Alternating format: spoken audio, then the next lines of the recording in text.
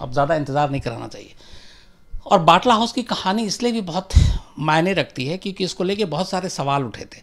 सिर्फ सवाल एक क्राइम रिपोर्टर या पुलिस के बीच में नहीं, मीडिया के ज़रिए नहीं, बल्कि राजनीतिक हलकों में भी तमाम जो पार्टियां थीं उस वक्त, उसको लेके सवाल उठाए गए थे। बड़े बड़े पॉलिटिशियन ने इसके ऊपर बयान दिया था। और कुल मिला के बाटला हाउस इनकाउंटर को लेके कि ये फ़र्ज़ी है या असली है, इसमें साजिश थी, क्योंकि इसमें एक दिल्ली पुलिस के होनहार इंस्पेक्टर की भी मौत हुई थी, inspector Mohan Chand Sharma special cell के, और मैं उनको करीब 15-16 साल से जानता था।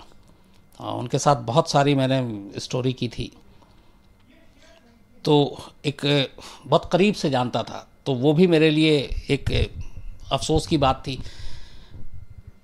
लेकिन एक जो सबसे बड़ी बात थी इस पूरे बाटला हाउस इनकाउंटर को लेकर, इसी बाटला हाउस इनकाउंटर की वजह से मेरे जैसे करीब 10-15 क्राइम रिपोर्टर, इनकी एक बार जान ख़तरे में आ गई थी। और शायद मैं आज, ये बात 2010 की है, आज 18 चल रहा, 8 साल हो गए, शायद मैं आज आपके सामने बैठा भी ना होता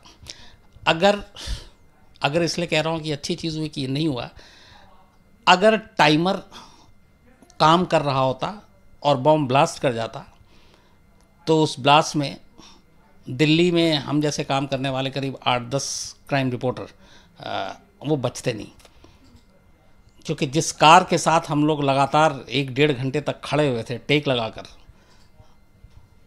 उस कार के अंदर बॉम्ब था, और वो बॉम्ब एक टिफ़िन में रखा गया था और उसके अंदर टाइमर सेट था, लेकिन कुछ उसकी बैटरी या कुछ और वजह से कुछ प्रॉब्लम आ गई जिसकी वजह से वो ब्लास्ट नहीं हुआ। बाद में फिर पुलिस ने रिकवर किया।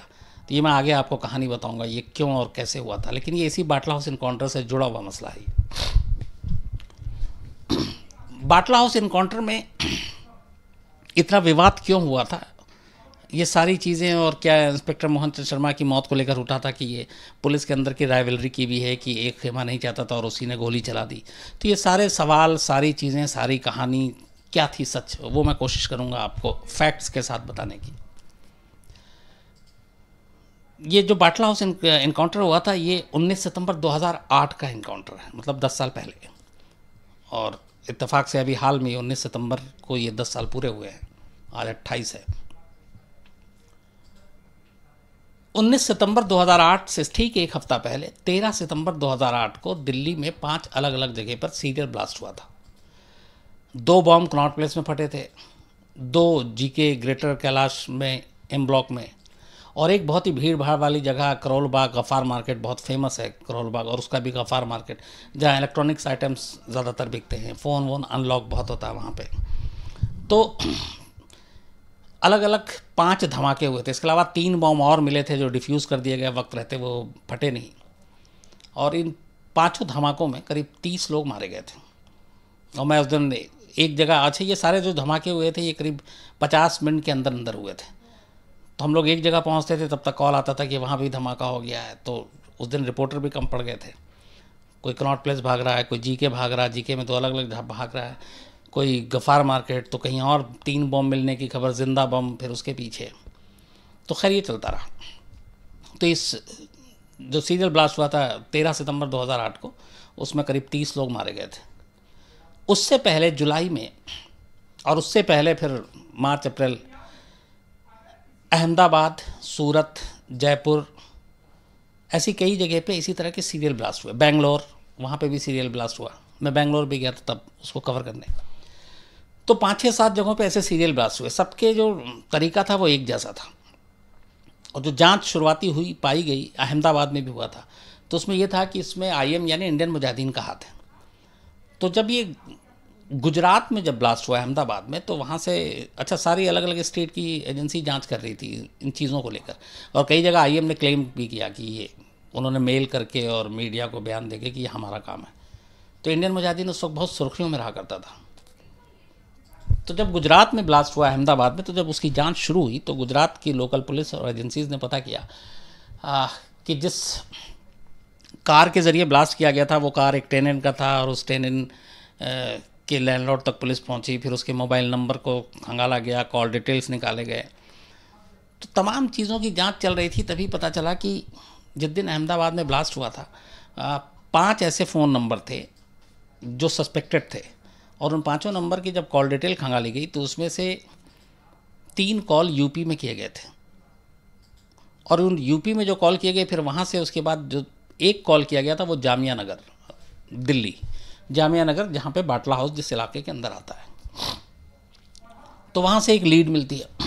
उसके बाद जो अहमदाबाद में कार जहाँ पे टेनेंट ने बताया उसने एक हुलिया बताया, और वो हुलिया ये था, उसकी पहचान, बाकी जो उसने चेहरा बताया वो तो अलग था। वो ये था कि उस शख्स के आगे के 2 दांत नहीं है, टूटे हुए, ये 2 दांत हैं नहीं, ये उसकी पहचान थी, बाकी उसकी कोई तस्वीर और कुछ नहीं, ये चश्मदीद ने बताया। तो अब 2 चीज़ें, एक कॉल का लोकेशन जामिया नगर, दूसरा ये कि एक बंदा है जिसके आगे के 2 दांत टूटे हुए, वो मास्टरमाइंड हो सकता है। ये 2 चीज़ें पुलिस इसको खंगाल रही थी।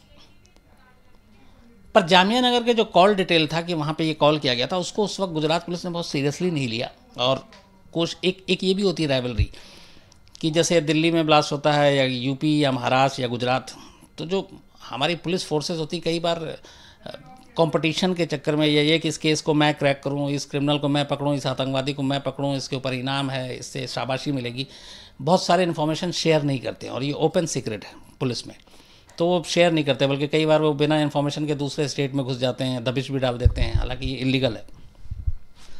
तो आपसी राइवलरी की वजह से जो स्टेट पुलिस एक दूसरे से वो लड़ाई लड़ती रही, कई बार होता है ऐसा, तो इस केस में भी ऐसे ही हो रहा था। तो ये जो नंबर था जामिया नगर का, इसको बहुत ज़्यादा उस वक्त, अगर उसी वक्त शायद ये करते, तो इसमें ये भी कहते हैं कि जो दिल्ली में 13 सितंबर को ब्लास्ट हुआ वो नहीं होता, लेकिन खैर लेट हो गया। तो अब पुलिस वो 2 दांत वालों की तो तलाश में लगी हुई है, लेकिन जामिया नगर के उस कॉल की डिटेल या उसको लेकर बहुत ज़्यादा उन्होंने फोकस नहीं किया। उनका फोकस यूपी की तरफ चला गया, क्योंकि कुछ नंबर यूपी के थे, आजमगढ़ के। इसी दौरान अब 13 सितंबर आता है और दिल्ली में सीरियल ब्लास्ट होता है। अब दिल्ली पुलिस एक्टिव, जो तरीका था ब्लास्ट का, जिस तरीके के ब्लास्ट में जो विस्फोटक यूज़ किए गए थे वो सारे वैसे ही थे जो अहमदाबाद में हुए, जो जयपुर में हुआ, जो बेंगलोर में हुआ। तो ये इशारा कर रहा था कि ये एक ही ग्रुप का काम है, और वो बॉम्ब भी उसी तरीके से बनाए गए थे, उसका केमिकल और वो तमाम चीज़ें भी मैच कर रही थी। तो अब दिल्ली पुलिस की स्पेशल सेल है एक, जो ख़ासतौर पे आतंकवादियों से जुड़ी हुई हरकतें या आतंकवादी चीज़ों के ऊपर ही काम करती है।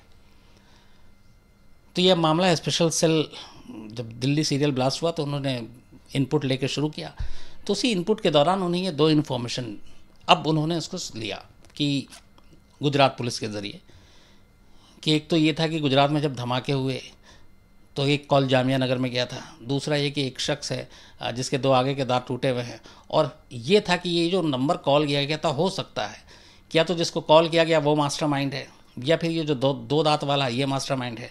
तो इस 2 दांत वाले को ढूंढने के लिए जामिया नगर के उस कॉल के लोकेशन पे जहाँ कॉल गया था वहाँ अगर पहुँचते हैं तो हम उस 2 दांत वाले तक पहुँच सकते हैं, और ये सारे केस सॉल्व हो जाएंगे जो ब्लास्ट हाल में हुए हैं तमाम अलग अलग शहरों में। इसके ऊपर स्पेशल सेल अपने मुखबिर और उन तमाम लोगों से जानकारी इकट्ठा करती रहती है। पुलिस पे प्रेशर भी है केस सॉल्व करने का। दिल्ली में चूँकि 5 सीरियल ब्लास्ट हुए एक साथ, तो 13 को ब्लास्ट होता, 14-15 ये सारे फ़ोन सर्विलांस सारी चीज़ें लगा के रखते हैं, ट्राई करते रहते हैं। फिर इन्हें उसी कॉल डिटेल से, वो चूँकि नंबर भी मिल चुका था, तो ये होता है कि हाँ, ये जो जामिया नगर है वहाँ पे बाटला हाउस में इस नंबर का लोकेशन पता चलता है, और पहली बार उन्हें पता चलता है कि बाटला हाउस में एक L18, L for London, L18 number का एक मकान है, 4 मंजिला। उसकी 4थी मंजिल पे कुछ लड़के रहते हैं। अब पुलिस ने अपने लोकल इंटेलिजेंस, लोकल मुखबिर, उन लोगों से भी पता किया, तो पता चला कि बाकी फ्लैट में तो फैमिली रहती है, 4थी मंजिल के 2 कमरों में 6 लड़के रहते हैं, और वो 6 के 6 आजमगढ़ से हैं, जामिया में पढ़ने के लिए आए हैं। कोई जामिया में पढ़ाई कर चुका है, कोई इंग्लिश स्पीकिंग कोर्स कर रहा है, कोई कंप्यूटर कोर्स कर रहा है, कोई एग्ज़ाम की तैयारी कर रहा है, और ये सारे 18 से 24 साल के दरमियान। तो पुलिस को ये पता चलता है 6 लड़के। तो अब ये होता है कि पूरी बाकी जगह फैमिली, और इस बिल्डिंग में सिर्फ ये 6, तो पहला ये होता है कि चूँकि 6 अकेले लड़के हैं, बैचलर हैं, हो सकता है ये IM से जुड़े हुए हों। तो इस इन्फॉर्मेशन के बाद और उस फ़ोन नंबर का लोकेशन को कंफर्म होने के बाद स्पेशल सेल ये प्लान करती है कि चलते हैं और उस बिल्डिंग को खंगालते हैं और इन 6 लड़कों को से मिलते हैं और देखते हैं कि क्या पता उनमें से कोई है कि नहीं। 7 दिल्ली पुलिस की स्पेशल सेल के 7 लोग, जिसमें इंस्पेक्टर मोहन चंद शर्मा लीड करते हैं, बाकी सब इंस्पेक्टर होते हैं, हेड कांस्टेबल होते हैं, कांस्टेबल होते हैं। ये लोग सुबह सुबह जामिया नगर बाटला हाउस पहुंचते हैं। अब ये था कि वो जो पूरा जामिया नगर है, जो ओखला का एरिया, वो बहुत ही कंजस्टेड है। घर एक दूसरे से इतने सटे हुए हैं कि आप छत छत छत होते हुए आप 1-2 किलोमीटर तक चले जा सकते हैं, एक दूसरे की छत को आप टापते हुए और बेहद कंजस्टेड, ऐसी ऐसी है कि आप गाड़ियाँ नहीं जा सकती, सिर्फ 2 व्हीलर जा सकता है, और लोग सारे आते जाते रहते हैं। तो मतलब ऑपरेशन करने के लिए वो बहुत ही मुश्किल जगह, और जामिया यूनिवर्सिटी के वो इर्द गिर्द है बिल्कुल। तो अब ये 7 पुलिस वाले सुबह सुबह सादी वर्दी में, स्पेशल सेल के लोग जनरली सादी वर्दी में होते हैं, तो इंस्पेक्टर मोहन चंद शर्मा की अगुवाई में वहाँ पहुँचते हैं। पहले ये लोग सारे बिल्डिंग के आगे पीछे से मुआयना कर लेते हैं। तो बिल्डिंग का सिर्फ एक फ्रंट हिस्सा और एक बैक का हिस्सा है, बाकी और मकानों से वो बिल्कुल चिपका हुआ, घिरा हुआ है। उस बिल्डिंग का जाने का और आने का एक ही रास्ता है, एक सीढ़ी है जो ऊपर की फ्लोर तक जाती है। बैक साइड में छत है और दीवार है, और फिर बैक साइड में भी घर है, लेकिन बैक साइड से कोई एंट्री या एग्जिट नहीं है, आना जाना मतलब एक ही तरफ से। तो एक दिल्ली पुलिस का सब इंस्पेक्टर धर्मेंद्र कुमार, वो कोट पैंट टाई पहने होता है, उसको जानबूझ के पहनाया जाता है, उसको एक रोल दिया गया था। वो एक सेल्स एग्जीक्यूटिव के रोल में था कि मैं वोडाफोन कंपनी से आया हूं और वोडाफोन के ये ऑफ़र हैं और आप कनेक्शन और ये उसके लिए, जैसे जनरली हमारे आपके घर में लोग आते हैं। तो ये था कि पहले ये शख्स जाएगा वोडाफोन का एक सेल्स रिप्रेजेंटेटिव बनकर, और ये चेक करेगा कि उस कमरे में कितने लोग हैं, क्या क्या है, जो भी एक झलक में आप देख सकते हैं। फिर वो इशारा देगा और उसके बाद बाकी पुलिस की टीम दबिश डालेगी। तो सुबह करीब करीब 10:30 बजे के आसपास 19 सितंबर 2008, उस दिन फ्राइडे यानी जुमा का दिन था, ये धर्मेंद्र कुमार एसआई 4थी मंजिल पे पहुंचता है, दरवाज़ा नॉक करता है। दरवाज़ा नॉक करने के बाद दरवाज़ा खुलता है, ये बताता है मैं वोडाफोन से हूँ।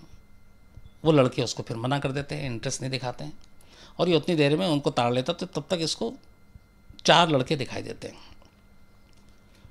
उसका वो दरवाज़ा बंद हो जाता है। जैसे ही दरवाज़ा बंद होता है, एसआई धर्मेंद्र कुमार इशारा करते हैं अपनी बाकी टीम को। इसके बाद अचानक इंस्पेक्टर मोहन चंद शर्मा और उनकी टीम अब ऊपर चढ़ती है। सितंबर के महीने में भी दिल्ली में जनरली गर्मी होती है, मौसम ठंडा नहीं होता है, और उस दिन बहुत गर्मी थी। इसका मुझे भी एहसास है क्योंकि मैं लगभग 12 बजे से बाटला हाउस में था रात तक, तो हम लोग भी पसीने पसीने हो रहे थे। तो उस दिन भी गर्मी बहुत ज़्यादा थी। तो जनरली ऐसे ऑपरेशन के वक्त ख़ास ट्रेनिंग होती है स्पेशल सेल के लोगों को, और वो बुलेट प्रूफ जैकेट पहनते हैं। बुलेट प्रूफ जैकेट उस दिन इंस्पेक्टर मोहन चंद शर्मा ने या उनकी टीम में से किसी ने नहीं पहनी थी।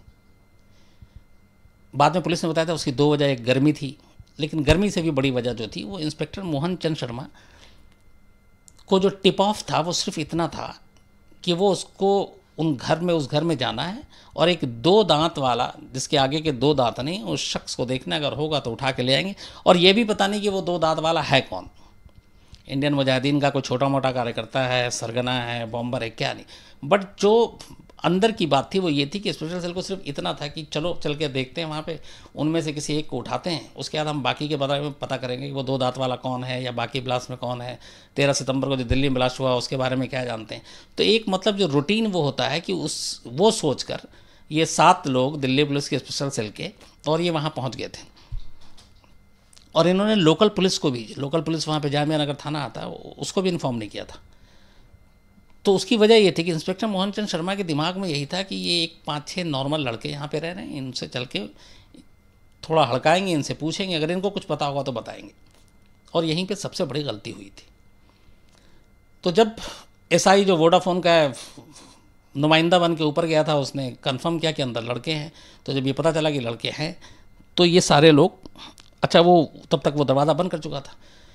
तो सबसे आगे as a leader inspector Mohan Chand Sharma, उनके पीछे हेड कांस्टेबल बलविंदर, और बाकी के लोग पीछे। और वो जो एसआई धर्मेंद्र था वो भी अपना काम करके पीछे हो गया था। तो ये सबसे लीड कर रहे थे। आगे थे इंस्पेक्टर मोहन चंद्र शर्मा और हेड कांस्टेबल बलविंदर। ये सीधे चौथी मंजिल पे पहुंचते हैं बाटला हाउस L18 नंबर मकान के, और सीधे दरवाजे को फिर से नॉक करते हैं। बट इस बार दरवाज़ा नहीं खुलता, बल्कि सीधे अंदर से फायरिंग की आवाज़ आती है। दरवाजे को चीरते हुए फिर गोली निकलती है। इधर से फिर घबराहट में अचानक क्रॉस फायर होता है। अब गोली की जब आवाज़ सुनती है तो बाकी पुलिस वाले सीढ़ी पे खड़े हुए थे अलग अलग, तीसरी मंजिल पे, दूसरी पे, एक दो नीचे थे कि अगर कोई भागेगा तो देखेंगे। एक पीछे भी था कि अगर पीछे से, हालांकि मुमकिन नहीं था, लेकिन पीछे की तरफ कुछ होता है तो वो संभालेगा। लेकिन वो जो अचानक गोली चलती है तो उसमें से 2 गोली इंस्पेक्टर मोहन चंद्र शर्मा को लगती है। एक उनके लेफ्ट कंधे पे और एक राइट पेट के पास, मतलब इस तरफ। जो पेट पे गोली लगी थी ये हिप के ज़रिए बाहर निकल गई थी, और एक लेफ्ट शोल्डर पे गोली लगी थी। तो वो अचानक पैनिक मच जाता है, और एक गोली उधर जो हेड कांस्टेबल बलविंदर थे उनको लगती है। अब ये भी अंधाधुंध गोली चलाते हैं, फिर बाकी टीम पहुंच जाती है, फिर क्रॉस फायरिंग दोनों तरफ से शुरू हो जाता है। इस बीच में मोहन चंद्र शर्मा जो कि लगभग गिर गए थे उनको उठा के नीचे लाया जाता है। फिर एक लोकल और एक जो वोडाफोन का नुमाइंदा बन के गया था वो, ये दोनों कंधे पे, दोनों तरफ से कंधा पकड़कर, और मोहन चंद्र शर्मा को गली से, चूँकि गली में गाड़ी आ नहीं सकती थी, उसको गली से मेन रोड तक लेकर आते हैं मोहन चंद्र शर्मा को। फिर उनको गाड़ी में बैठाते हैं और नज़दीक के होली फैमिली हॉस्पिटल उधर ले जाते हैं। इधर शूट आउट जारी है लगातार। करीब आधा घंटा से 40 मिनट तक गोली चलती है। तब तक अड़ोस पड़ोस के लोग भी जो है वो सारे तो जो नीचे पुलिस वाले हैं वो सबको चीख चीख के कहते हैं कि कोई भी इस वक्त घर से बाहर नहीं निकलेगा, सब अंदर रहो, फायरिंग चल रही है। तब तक ये पैनिक और ये बाकी अफवाहें भी उड़ जाती हैं कि अंदर आतंकवादी हैं। खैर 30-40 मिनट के बाद जब ये गोलीबारी शांत हो जाती है तो उस फ्लैट के एक रूम से 2 लाशें मिलती हैं बाद में, जिनकी शिनाख्त होती है। एक मोहम्मद आतिफ अमीन और एक साजिद, और ये दोनों आजमगढ़ के रहने वाले। 2 लोगों को पकड़ा जाता है, जिसमें से एक था मोहम्मद सैफ और एक जीशान। एक के बारे में कहते हैं कि वो भाग गया, लेकिन वो आज तक रहस्य कि कैसे भागा, क्योंकि जिधर से भागने का रास्ता है उधर पुलिस खड़ी हुई है, सीढ़ी एक, दरवाज़ा एक, पीछे से भागना नामुमकिन। और ये मैंने खुद भी जाकर देखा है जब। तो खैर 2 ये हो चुकी थी। उधर होली फैमिली ले जाते ही इंस्पेक्टर मोहन चंद्र शर्मा के बारे में फिर खबर आती है कि वो नहीं रहे, उनकी भी मौत हो गई। और जो हेड कांस्टेबल बलविंदर है वो ख़तरे से बाहर रहते हैं, उनको मतलब गोली छू के निकली थी। अब जब ये सारी चीज़ें होती हैं तो उसके बाद मीडिया को खबर मिलती है, फिर हम सब पहुंचते हैं। अच्छा, फ्राइडे का दिन पूरे ओखला में एक बड़ा ही सेंसिटिव इशू हो गया था। लोग गुस्से में थे कि पहले तो बहुत सारे लोगों ने समझा कि चूँकि स्पेशल सेल के लोग सादी वर्दी में होते हैं कि ये पुलिस वाले हैं या आतंकवादी हैं, मतलब घर के अंदर आतंकवादी या बाहर से आतंकवादी ने हमला किया। काफ़ी देर तक तो इसी को लेकर कन्फ्यूज़न था। लेकिन खैर फिर पूरी पुलिस फोर्स आती है, सारे बड़े अफसर वहाँ पहुँचते हैं, कमिश्नर से लेकर तमाम लोग। तब डडवाल साहब दिल्ली के पुलिस कमिश्नर हुआ करते थे, और वो सारे लोग पहुँचते हैं और फिर उधर लोग भी गुस्से में होते हैं। तो मामला बहुत ही गर्म था और बहुत ही सेंसिटिव। इवन मीडिया को लोग, वहाँ के जो लोकल लोग हैं वो भगाने की कोशिश करते हैं, हम लोगों को देख के गुस्सा करते हैं। तो मैं किसी तरीके से अपने कुछ सोर्सेस, कुछ जानने वाले वहाँ रहते थे, उनके ज़रिए अब उस बिल्डिंग में तो नहीं, लेकिन उस बिल्डिंग के ठीक सामने उसी हाइट की सेम 4th फ्लोर की बिल्डिंग पे तक मैं पहुँच जाता हूँ, जिससे मेरा मुश्किल से 10 फीट का गैप होगा। और वहाँ से पहली बार मैं वो पूरा सीन ऑफ क्राइम देखता हूँ। वो कमरा जिसमें गोलीबारी हुई थी, वो सारी चीज़ें, गमले टूटे पड़े हुए थे छत पे, वहाँ पे जो कई गमले थे वो अफरा तफरी में टूटे होंगे। तो वो सारी चीज़ें देखी, और उसके बाद फिर पुलिस की अपनी जांच शुरू हुई, फिर तमाम उंगलियाँ उठनी शुरू हुई। इसी बीच पता चला कि जो दिल्ली पुलिस ढूंढ रही कुछ और लोगों को, तो उनमें से एक कोई उसी दिन एक एग्ज़ाम दे रहा था। अच्छा, पुलिस का ये कहना था कि कुछ लोग भागे हैं, पहले तो 5 और 6 लोग थे, या 6 या 5 थे, इसको कन्फ्यूज़न था, लेकिन सारी चीज़ें थी। अब मैं नाम नहीं बताऊंगा आपको उस लड़के का, हालांकि वो नाम बाद में सब क्लियर हो गया था। इस ऑपरेशन के बाद अब पुलिस ये है कि इसके जाहिर सी बात है कि मकान मालिक और तमाम लोगों से पता चल जाता कौन कौन रहता है, कितने रहते हैं। तो पता चला कि 8,000 रुपये किराए में ये 2 कमरे लिए गए थे, और 8,000 रुपये ये 6 लड़के बराबर बराबर बांट के देते थे हर महीने। और आतिफ जो था, मोहम्मद आतिफ, वो इनका सबसे सीनियर था। आतिफ पहले से रहता था, 5 लड़के बाद में वहाँ आकर रह रहे थे, और 5 एक ही आजमगढ़ के संजरपुर गाँव के लड़के थे। और आतिफ पढ़ने लिखने में बहुत तेज़ था शुरू से, बहुत सीरियस रहता था। तो उसके घर वाले भी, जो बाकी 5 बच्चे थे, उनके घर वालों ने भी कहा कि उसके निगरानी में वो सही पड़ेगा, तो वो यहाँ चलाया। लेकिन किसी के घर वालों को कुछ पता नहीं था कि ये लोग यहाँ कर क्या रहे हैं। तब उसमें से पुलिस को बाकी पता चला तो एक मिसिंग था, अब वो भागा हुआ है। तब हमारा दफ्तर, जो आजतक का दफ्तर था, वो वीडियोकॉन टावर में हुआ करता था, झंडे वाला, करोल बाग से जस्ट पहले। तो नेक्स्ट डे फ़ोन आता है हम लोग के पास कि वो अपना नाम नहीं बताता, बोलता है कि मिलना है और अर्जेंट मिलना है, वरना अगर नहीं मिलेंगे तो पुलिस हमारा इनकाउंटर कर देगी। तो हम लोग पता करते हैं क्या हुआ। तो पता चला कि उस L18 मकान में जो आतिफ और इन साहब के साथ रहने वाले में से वो लड़का एक वो भी था। तो जब हम लोगों को पता चलता है तो हम पहला उसको मशवरा ये देते हैं कि भैया तुम सरेंडर करो जाकर। तो बोला नहीं, मैं सरेंडर नहीं कर सकता क्योंकि वो पुलिस इनकाउंटर दिखा देगी या मार देगी। मैं सरेंडर करना चाहता हूँ लेकिन मीडिया के कैमरे पे। तो उस वक्त 1-2 ऐसे केसेस हुए थे। एक श्रीनगर में हमारे स्टूडियो में एक बंदा था जिसने आके सरेंडर किया था सिर्फ जान बचाने के लिए। 1-2 और यूपी में ऐसा हुआ था।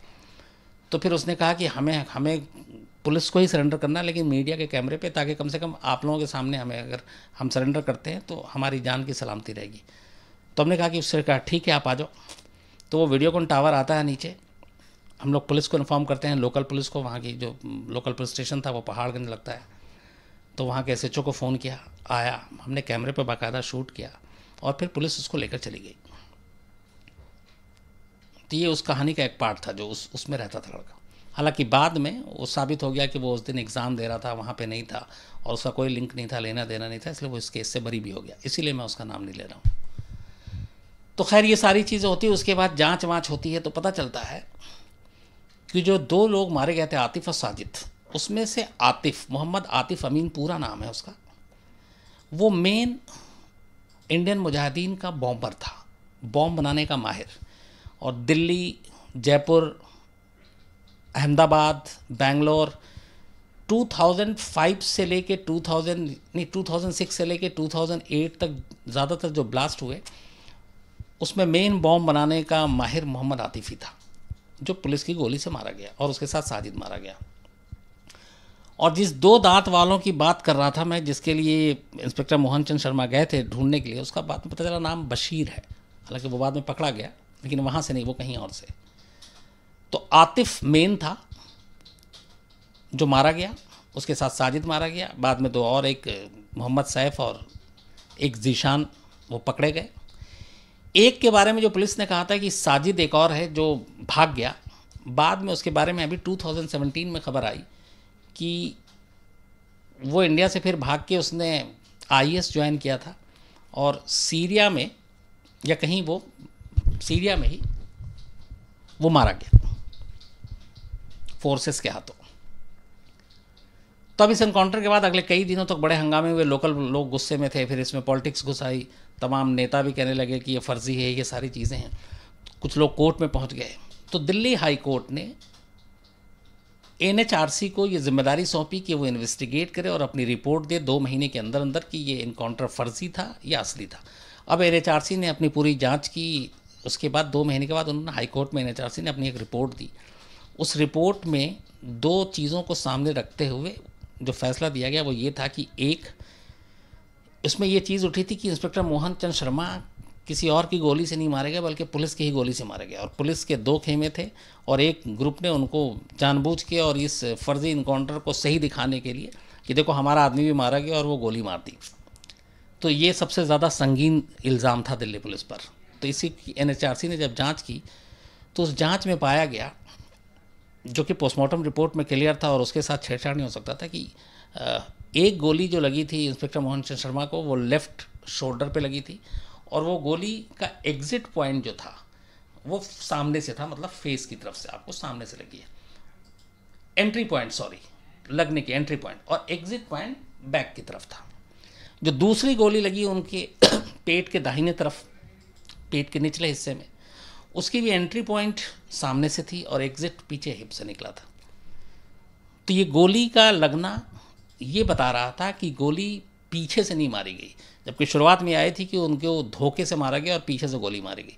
तो पोस्टमार्टम रिपोर्ट, फॉरेंसिक रिपोर्ट और फिर एनएचआरसी की अपनी फाइंडिंग्स, उसने ये सारी चीज़ें क्लियर कर दी कि ये गोली, दोनों जो गोली लगी थी दोनों सामने से लगी थी, और जिस जगह पे इंस्पेक्टर मोहन चंद शर्मा को गोली लगी थी, जहाँ पे वो थे, वो बड़ा संकरा एरिया है, वो फ्लोर दरवाजे के बाहर, वहाँ पे वो सबसे आगे थे।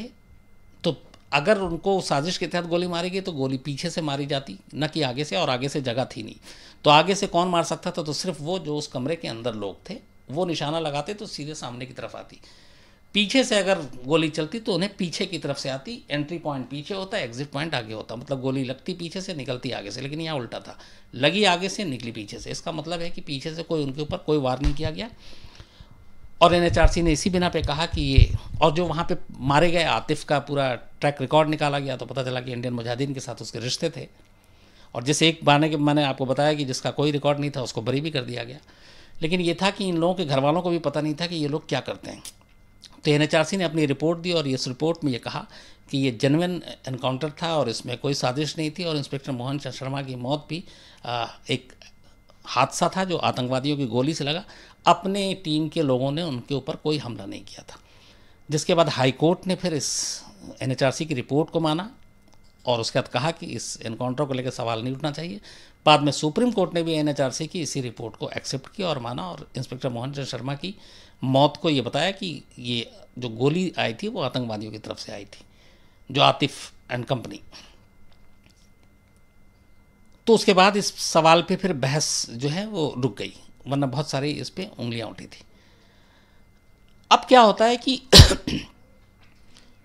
ये सारा केस हो गया, फिर उसमें जो दो पकड़े गए थे और इंस्पेक्टर मोहन चंद शर्मा की मौत और इन सारों को लेके सेक्शन अलग अलग था, मुकदमा चल रहा है। 19 सितंबर 2008 की ये घटना थी, बाटला हाउस एनकाउंटर। 2 साल के बाद, ठीक 2 साल बाद 19 सितंबर 2010 आता है, और 2010 को 19 सितंबर को जामा मस्जिद पे मोटरसाइकिल पे सवार 2 लड़के आते हैं, हेलमेट पहने हुए थे, और जामा मस्जिद के गेट नंबर 3 के पास, अक्सर जामा मस्जिद लाल किला यहाँ पे टूरिस्ट बहुत आते हैं देखने के लिए, तो वो एक विदेशी टूरिस्ट थे, उसमें ज़्यादातर जापानी और ताइवान के टूरिस्ट थे।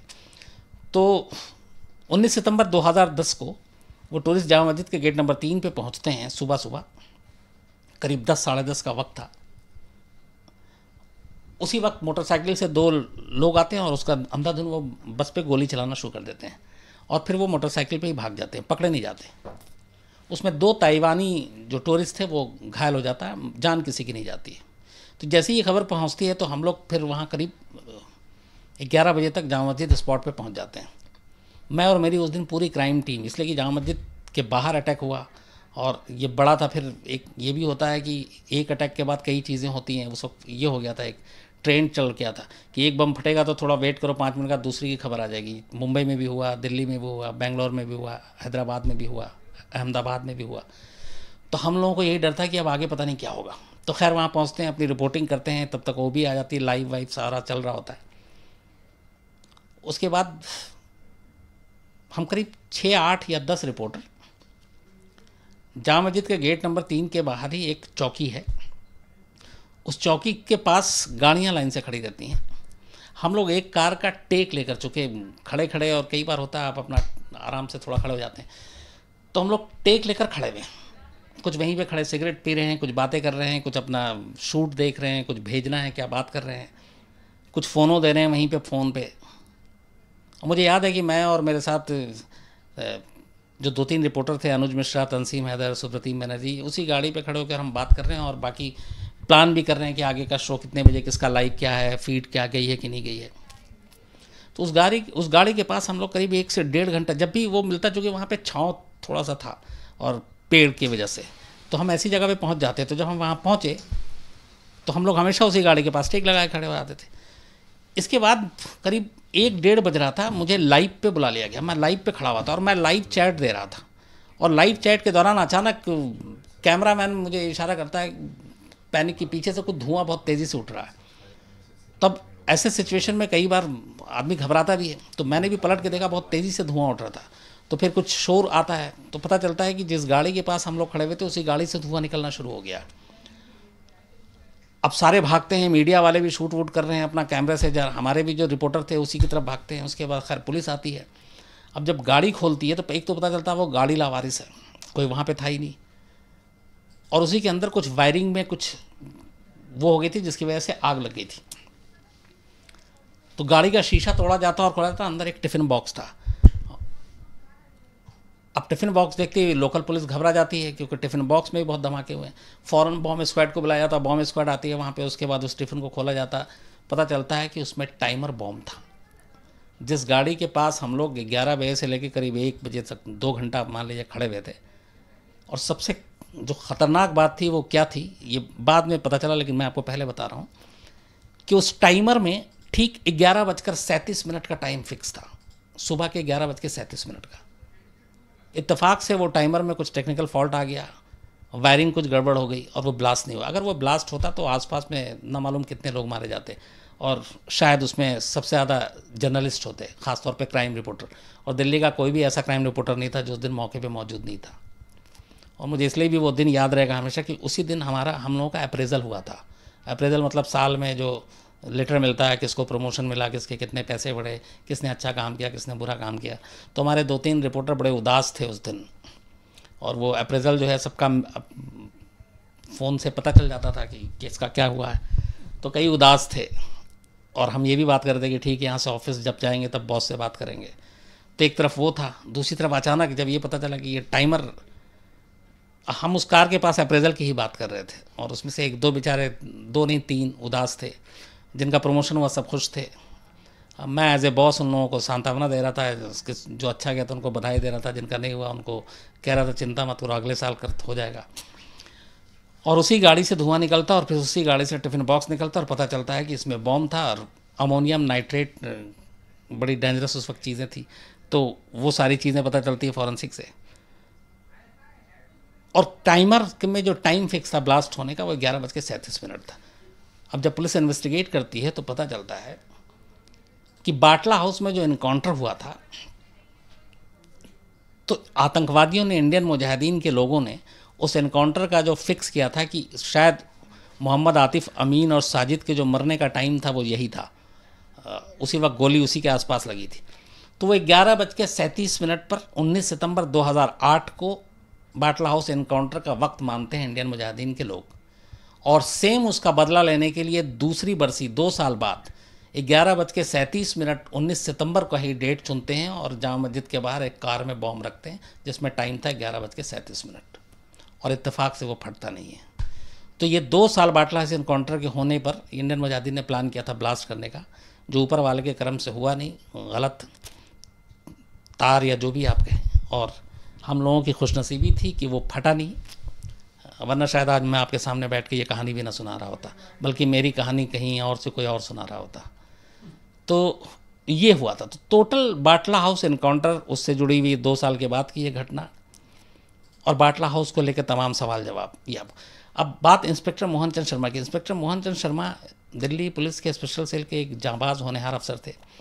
एसीपी राजवीर, उनकी भी मौत हो चुकी है, उनका आपसी रंजिश में उनका कत्ल हो गया था। वो उनकी टीम में थे। 1989 में दिल्ली पुलिस ज्वाइन किया था, और 95 में एक रणपाल गुज्जर, दिल्ली का बहुत बड़ा, दिल्ली हरियाणा यहाँ पे उसका बड़ा रोल था, बहुत ज़्यादा नाम था उसका, खूंखार था क्रिमिनल, उस पर 3 लाख का इनाम था, उसका एनकाउंटर किया था इंस्पेक्टर मोहन चंद शर्मा ने स्पेशल सेल की बाकी टीम के साथ।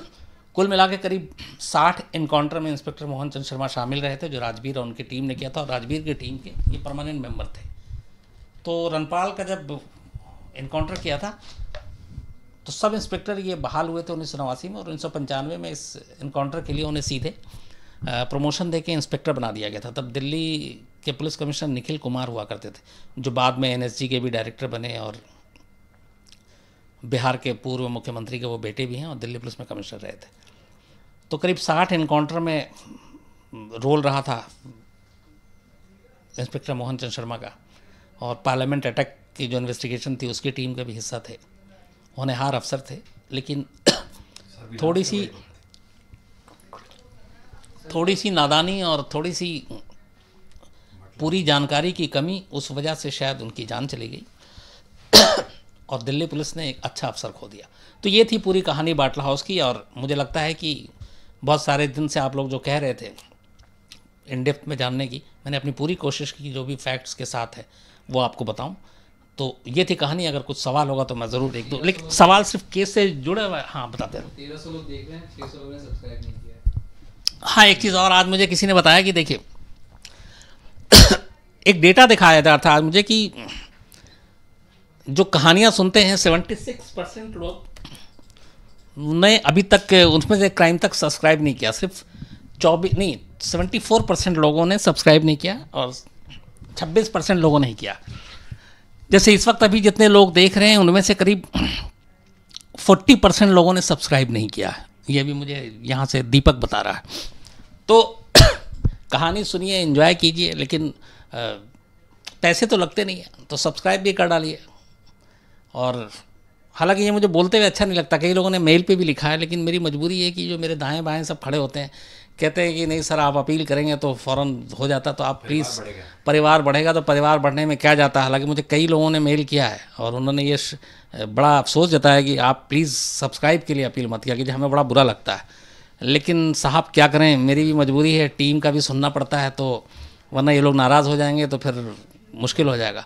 तो इसलिए इनकी खुशी के लिए भी कर देता हूँ। तो अभी भी जैसे है कि जितने लोग देख रहे हैं उसमें से करीब 40% लोगों ने सब्सक्राइब नहीं किया, तो आप मौका मिले तो ज़रूर कीजिए, और अच्छा लगे तो कीजिए, बुरा लगे तो बिल्कुल मत कीजिए। मैं ये लाइन हमेशा आपसे बोलूँगा, पसंद हो तो कीजिए, ज़बरदस्ती बिल्कुल नहीं कीजिए। तो पसंद है तो फिर कर डालिए।